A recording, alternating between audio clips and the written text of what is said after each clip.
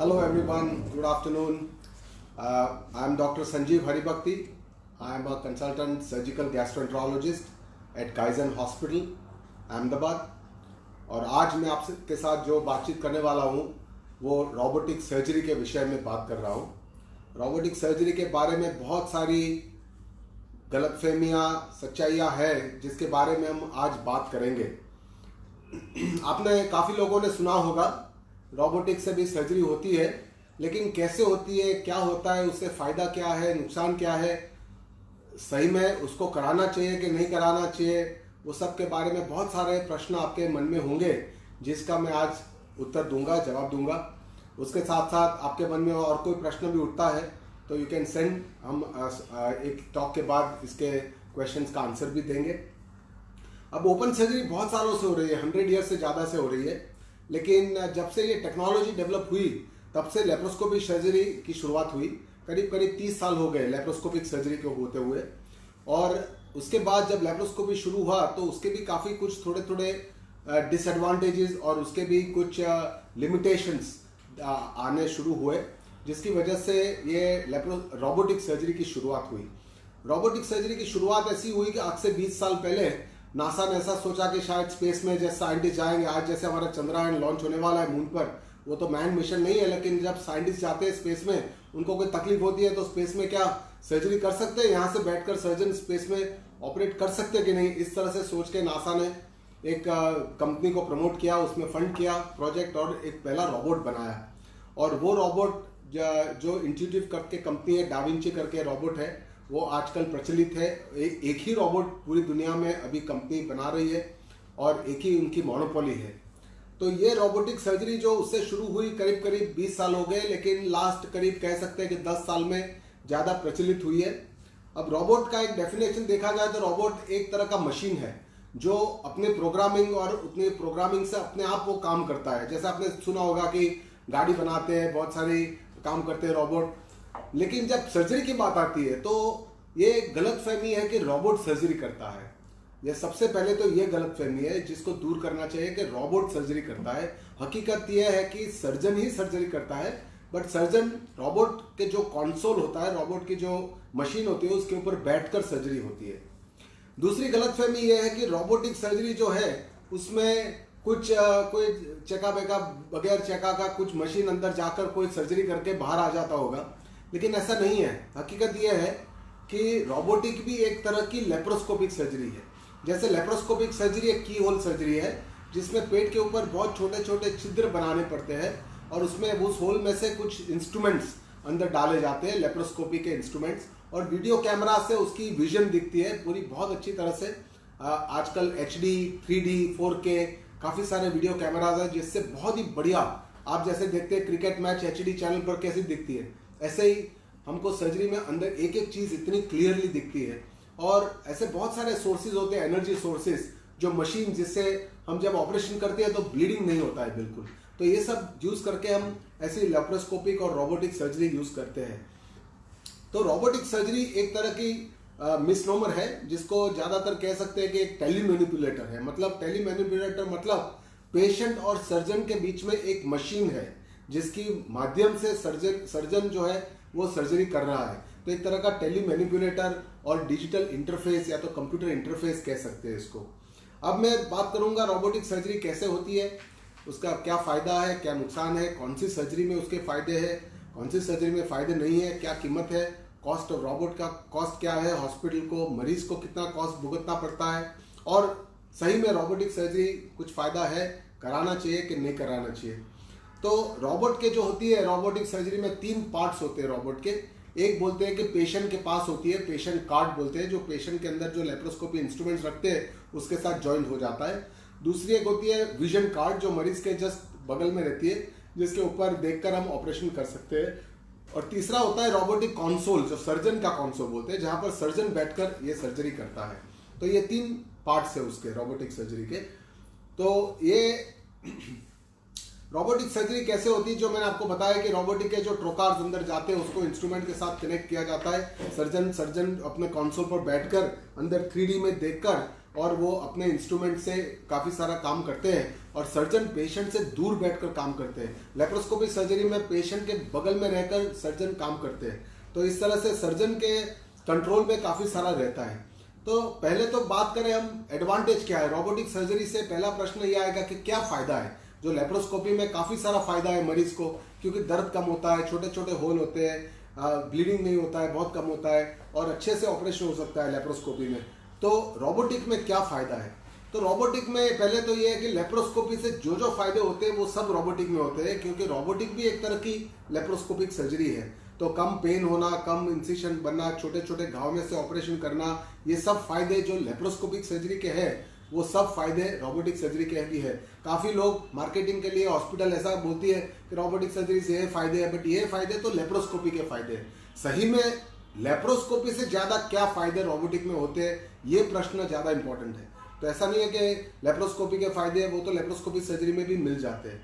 तो कहने का मतलब है कि ये जो फायदा है कि जिसमें मरीज को चेका कम लगते हैं और रिकवरी फास्ट हो जाती है, बहुत छोटे होल से होता है, वो लेप्रोस्कोपी के फायदे हैं। लेकिन लेप्रोस्कोपी के ऊपर अन्य और रोबोटिक से क्या फायदा होता है वो एक प्रश्न है, वो बहुत इंपॉर्टेंट प्रश्न है। पहला उसका जवाब है कि भाई 3D विजन होता है रोबोटिक में, तो इसलिए थोड़ा दिखता ज़्यादा अच्छा है, तो सर्जन को जो भी अच्छा दिखेगा वो अच्छा काम कर पाएगा। दूसरा फायदा ये है, सबसे बड़ा फायदा, कि लेप्रोस्कोपी इंस्ट्रूमेंट्स में फिक्स्ड एंगल होता है, जैसे रोबोटिक इंस्ट्रूमेंट में एंगल सब चेंज होता है। मतलब इसकी वजह से जो भी अंदर कारीगरी वाला कुशलता का जो काम होता है, जैसे खास करके स्टिचिंग करने का काम है, तो ये मूवमेंट्स की वजह से, जैसे हम ह्यूमन हैंड का जो मूवमेंट होता है, इस तरह से रोबोटिक सर्जरी में भी ऐसे मूवमेंट्स मिलती है हमको, जिससे हम अच्छा काम, मोर प्रिसाइज वर्क जो कहते हैं, कुशलता से काम कर सकते हैं। तो ये एक मेन फायदा है। तीसरा फायदा है कि स्टेबिलिटी है, क्योंकि कैमरा भी रोबोट कंट्रोल करता है और कैमरा भी सर्जन के कंट्रोल में रहता है, प्लस जो असिस्टेंट का इंस्ट्रूमेंट होता है वो भी सर्जन के कंट्रोल में होता है। तो सर्जन के कंट्रोल में काफी सारी चीज रहती है, तो ये एक मुख्य फायदा है रोबोटिक सर्जरी का। और ट्रेमर्स वगैरह जो सर्जन्स को, खास करके एल्डरली जो सर्जन होते हैं, उनको थोड़े ट्रेमर्स आती है, ये सब फिल्टर हो जाता है। ये सब लेप्रोस्कोपी से ऊपर रोबोटिक के फायदे हैं। तो दूसरा सवाल यह आएगा कि नुकसान क्या है, what is the other side. हर एक टेक्नोलॉजी अच्छी है, जितनी आपने देखा, जैसे अपने जो मोबाइल फोन है, सोशल मीडिया है, बहुत सारी अच्छी टेक्नोलॉजी है, लेकिन उससे काफी सारे नुकसान भी है, काफी लोग एडिक्ट भी हो जाते हैं उससे। तो उसको कैसे अच्छी तरह से हम यूज करें टेक्नोलॉजी को, ये मुख्य सबसे बड़ा मेन काम ये है कि रोबोटिक टेक्नोलॉजी कहाँ उसको यूज किया जाए, कहाँ पर उसका रियल बेनिफिट है और किस तरह से उसको जुडिशियस जो कहते हैं यूज ऑफ दिस टेक्नोलॉजी।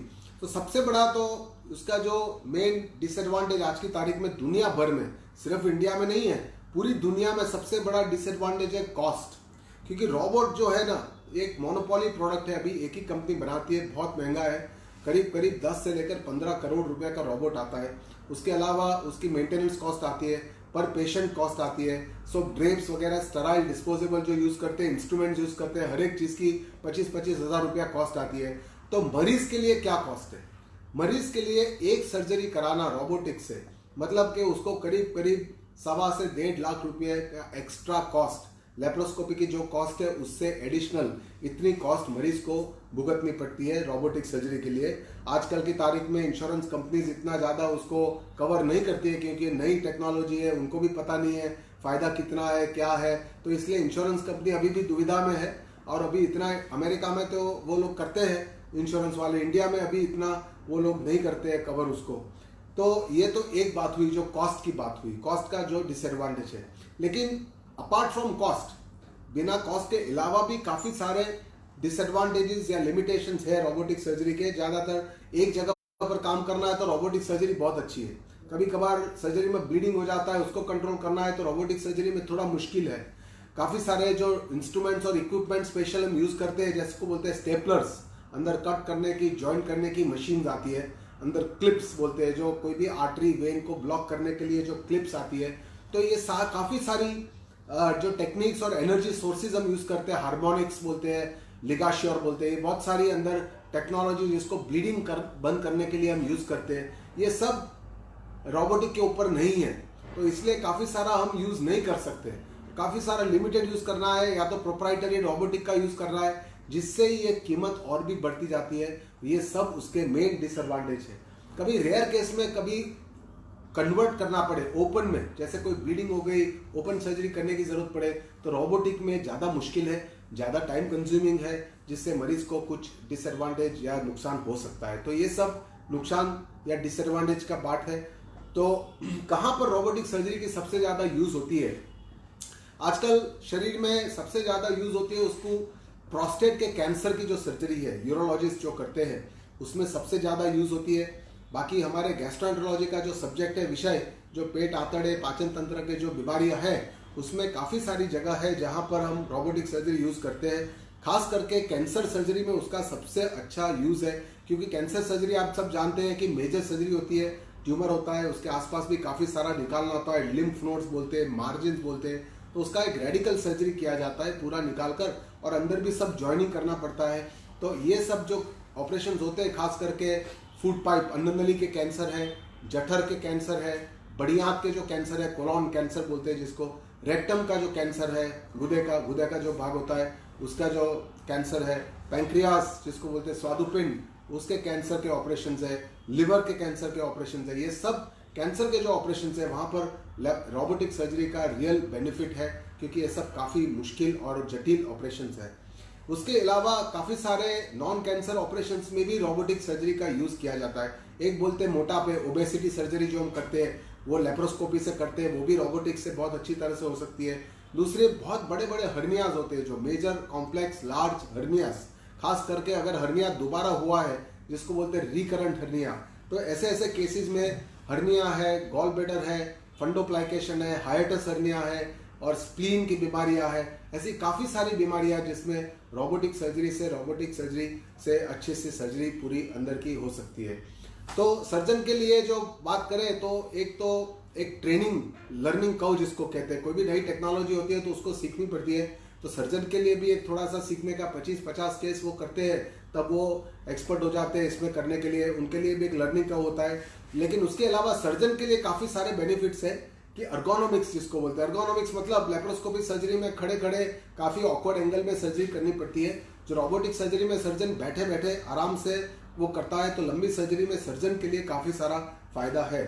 तो रोबोटिक सर्जरी के जो रिजल्ट्स कहते हैं वो अभी इतने लेप्रोस्कोपी से इतने ज़्यादा अच्छे नहीं मिले हैं, तो इसीलिए रोबोटिक सर्जरी का जो कॉस्ट और कॉस्ट इफेक्टिवनेस जो बोलते हैं, कॉस्ट बेनिफिट रेशियो, तो वो एक अभी डाउटफुल है, क्योंकि एक तरफ कॉस्ट बहुत ज़्यादा है और एक तरफ उसका बेनिफिट है बहुत कम है। तो कॉस्ट और बेनिफिट का अगर आप तोलेंगे तो इतना ज़्यादा बेनिफिट अभी इतना नहीं दिख रहा है। काफ़ी सारे लोग रोबोटिक सर्जरी हम लोग भी करते हैं, और काफ़ी सारे हॉस्पिटल्स दुनिया में ऐसे उनको कहना पड़ता है कि भाई हम बहुत सारा फ़ायदा है, गलतफहमियाँ भी है ये कि बहुत सारा उससे फ़ायदा है, ये भी एक गलतफहमी है कि थोड़ा सा फ़ायदा ज़रूर है, सर्जन को फ़ायदा है, सर्जन को जब फ़ायदा है तो पेशेंट को भी फ़ायदा है, प्रिसिशन ज़्यादा है, कंट्रोल ज़्यादा है, विजन अच्छा है, तो ये सब फ़ायदा ज़रूर है। लेकिन वो सब फ़ायदे से इतना रिजल्ट में कोई इम्प्रूवमेंट है, वो रिजल्ट्स और स्टडीज़ जो बोलते हैं तो उसमें अभी इतना कंकॉर्डेंस नहीं है। तो इसीलिए कॉस्ट इफेक्टिवनेस जो कहते हैं ये थोड़ा डाउट है, खास करके कंट्री लाइक इंडिया कि जहाँ पर सर्जरी, मेजर सर्जरी की कीमत से रोबोटिक सर्जरी की जाए तो ऑलमोस्ट 2 गुनी कीमत हो जाती है, तो वो एक बहुत बड़ी दुविधा है। जैसे अमेरिका, यूरोप में सर्जरी की कॉस्ट इतनी ज़्यादा होती है कि रोबोटिक अगर ऐड करेंगे तो 10-20% ज़्यादा कॉस्ट होगी। इंडिया में अगर सर्जरी की कॉस्ट ऐड करेंगे तो 50%, 70% या 100% जितना कॉस्ट टोटल सर्जरी की बढ़ जाएगी रोबोटिक सर्जरी करने से। तो इसलिए इंडिया में हमको बहुत सोच समझकर उसको चूज़ करके भी कौन सी सर्जरी में करना है, कौन सी सर्जरी में रियल बेनिफिट है, तो ऐसी सर्जरी में करना पड़ेगा। तो आगे बात करते हैं कि फ्यूचर क्या है। फ्यूचर में काफ़ी सारे नए रोबोटिक कंपनीज भी अभी रिसर्च चल रहा है, 3-4 कंपनीज है जिसको दुनिया भर में, गूगल भी एक रोबोट बना रहा है जिसको वर्ब सर्जिकल बोलते हैं, और काफ़ी सारे ऐसे कंपनियां हैं जो अभी रोबोटिक के ऊपर रिसर्च चल रहे हैं। तो मे बी नेक्स्ट 2 ईयर्स में और भी 3-4 कंपनी आएंगे, मोनोपोली भी कम होगी, खर्चा भी कम होगा, टेक्नोलॉजी भी इंप्रूव होगी, भविष्य में और भी इम्प्रूवमेंट होगी, मिनिएचराइजेशन होगा, और भी जैसे आपने देखा कंप्यूटर्स कितने छोटे हो गए अभी, इस तरह से रोबोट्स भी अभी इतने बड़े बड़े हैं, आजकल की तारीख में इतने बड़े बड़े मशीन्स हैं, वो धीरे धीरे श्रिंक हो जाएंगे, छोटे छोटे हो जाएंगे। और भारत में आज आप समझ रहे हैं कि आज हम चंद्रयान को भेजा है, जो आज लैंडर है, रोवर जो अपना विक्रम, वो आज रात को 1:30 बजे, 1:45 जो लैंड होने वाला है मून पर, साउथ पोल पर फर्स्ट टाइम। साउथ पोल पर लैंड होने वाला है। तो इंडिया के लिए बहुत ही खुशी और गर्व की बात है। इसी तरह से हम भी सोचे कि भाई इंडिया में कोई अच्छा ऐसा रोबोट बनाए जो हमारे लिए गर्व की बात हो। फर्स्ट टाइम वर्ल्ड में हम बनाए अच्छे से अच्छा रोबोट, और इतनी अच्छी कम कीमत में बनाए, तो सबसे बढ़िया हमारे लिए एक अपॉर्चुनिटी भी है। इसके साथ मैं मेरा जो वक्तव्य है समाप्त कर रहा हूँ। आपको भी काफ़ी सारे प्रश्न हुए होंगे। We can always answer this questions and take this discussion forward. Thank you very much.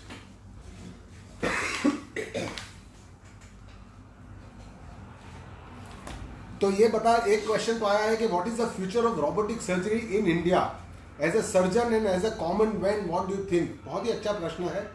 मेरे हिसाब से कोई भी टेक्नोलॉजी का एक यूज है। हम ऐसे नहीं कह सकते कि इंडिया एक कोई पुअर कंट्री है, कोई अच्छी टेक्नोलॉजी नहीं लाना चाहिए, ऐसा नहीं है। हमारे यहाँ भी मरीजों को जरूरत है अच्छे से अच्छी टेक्नोलॉजी यूज करने की। आजकल आप देख लो किसी भी फील्ड में, टेलीकॉम हो या कोई भी फील्ड हो, स्पेस साइंस है, डिफेंस है, आर्मी है, तो हमको भी सबसे अच्छी टेक्नोलॉजी की जरूरत है। इंडिया भी डेवलपिंग नेशन है और कुछ सालों में डेवलप नेशन भी हो जाएगा, तो हमको जरूर जरूरत है। लेकिन ऐसी टेक्नोलॉजी की जरूरत है जो कॉस्ट इफेक्टिव है, जुडिशियस है, और जो सिर्फ मार्केटिंग और सिर्फ उसके लिए नहीं है, रियली बेनिफिशियल है, मरीजों को फायदा होगा। मेरे हिसाब से रोबोटिक सर्जरी बहुत बेहतरीन टेक्नोलॉजी है, नो डाउट अबाउट इट। वो मैनकाइंड और पेशेंट्स के लिए काफी भला कर सकता है, लेकिन उसको किस तरह से हम यूज करते हैं, प्रमोट करते हैं, डेवलप करते हैं, ये बहुत ही इंपॉर्टेंट है हमारे देश के लिए। ये भी बहुत जरूरी है। दूसरा क्वेश्चन है कि which kind of surgeries can be done effectively by this technique. जैसे मैंने आपको बताया ऑलरेडी कि बहुत सारे कैंसर के ऑपरेशन हैं जिसमें रोबोटिक सर्जरी का बहुत सारा बेनिफिट्स है, खास करके बड़ी आंत का कोलोन कैंसर, रेक्टम कैंसर, अन्न नली food pipe cancer, pancreas cancer, और उसके अलावा काफी सारे हर्नियाज, जो बड़े बड़े हर्नियाज होते हैं, inguinal hernias, ventral hernias, incisional hernias, खास करके मेजर हर्नियाज है जो बहुत बड़े हर्नियाज है, दोबारा हुए हैं, कोई भी हर्नियाज है, उस सब में उसका बेनिफिशियल रोल है। वैसे तो इवन गॉल ब्लैडर सर्जरी, फंडोप्लाइकेशन, जो उसी सब सर्जरीज में कर सकते हैं, लेकिन इतना बेनिफिट नहीं है गॉल ब्लैडर सर्जरी में। इसीलिए लोग दुनिया भर में आजकल गॉल ब्लैडर सर्जरी वगैरह रोबोटिक सर्जरी से नहीं करते। लेकिन काफी सारे ऐसे भी वर्ग होते हैं जो काफी सारा मतलब टेक्नोलॉजी यूज करना चाहता है, काफी रीजंस के, उनको अच्छा भी लगता है गुड टेक्नोलॉजी यूज करने में, पैसे भी अफोर्ड कर सकते हैं, और तीसरा उनको कभी कभी शो भी करना है कि भाई हमने रोबोटिक से सर्जरी कराया, तो वो लोग भी ऐसा पसंद करते हैं। गॉल ब्लैडर जैसी सर्जरी भी रोबोटिक से कराना पसंद करते हैं। कोई नुकसान नहीं है, कॉस्टली ज़्यादा है, लेकिन काफ़ी सारी सर्जरी, पूरी लेप्रोस्कोपी से जो भी सर्जरी हो सकती है, वो सभी सर्जरी रोबोटिक सर्जरी से हो सकती है। अच्छा, तीसरा, इज रोबोटिक सर्जरी इकोनॉमिकल, ऐसा एक क्वेश्चन आया है। रोबोटिक सर्जरी इकोनॉमिकल तो मतलब किस तरह से आप उसको देखते हैं, ये इंपॉर्टेंट है। इकोनॉमिकल तो कह नहीं सकते आज की तारीख में, कॉस्ट इफेक्टिव है कि नहीं ये भी कह नहीं सकते आज की तारीख में। लेकिन काफ़ी बार ये देखा जाता है कि जब लेप्रोस्कोपिक सर्जरी और ओपन सर्जरी के बीच में हम जब डिफ्रेंशिएट करते हैं, तो लेप्रोस्कोपिक सर्जरी भी थोड़ी सी एक्सपेंसिव होती है ओपन सर्जरी से, क्योंकि उसमें भी कुछ मशीन यूज करते हैं। लेकिन उसमें जो फायदा है, रिकवरी, जल्दी घर जाना है, जल्दी ठीक होना है, हॉस्पिटल से डिस्चार्ज जल्दी होना है, और उसे काम पर जल्दी जाना है, ये सब फायदे जो है वो भी एक कॉस्ट का सेविंग है। तो टोटल कॉस्ट आप गिने तो ओपन और लेप्रोस्कोपी में इतना ज़्यादा डिफरेंस ज़्यादा नहीं आता है, क्योंकि कॉस्ट में ये पूरा गिना जाता है। हालांकि जब लेप्रोस्कोपी और रोबोटिक में गिनेंगे दोनों के बीच में डिफरेंस, तो वो काफ़ी बड़ा डिफरेंस है, क्योंकि कॉस्ट में भी डिफरेंस काफ़ी है और उतना बेनिफिट में भी इतना डिफरेंस नहीं है। इसलिए कॉस्ट इफेक्टिव बेनिफिट रेशियो जो बोलते हैं, तो वो इतना उसमें नहीं आता है। दूसरा एक क्वेश्चन आया है, what if robot stops performing surgery in the middle of the surgery. बहुत बढ़िया क्वेश्चन है।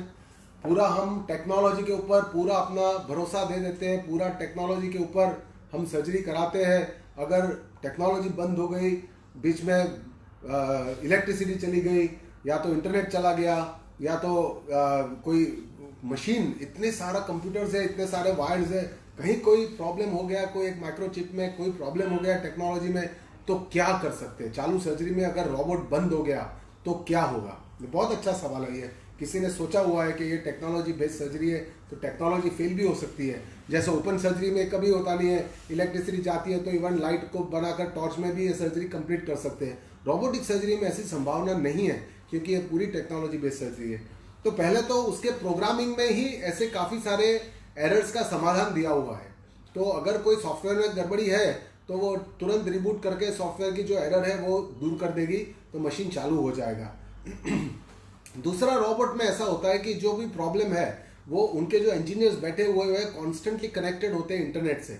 तो कोई भी ऐसे प्रॉब्लम होती है मशीन में तो वो इमीडिएटली उनको पता चल जाती है, उनसे फ़ोन से डिस्कस करके उसका सॉल्यूशन जो हॉस्पिटल में जो इंजीनियर होते हैं वो कर देते हैं। तो इसलिए काफ़ी सारे मैन पावर और ये सब की भी ज़रूरत होती है।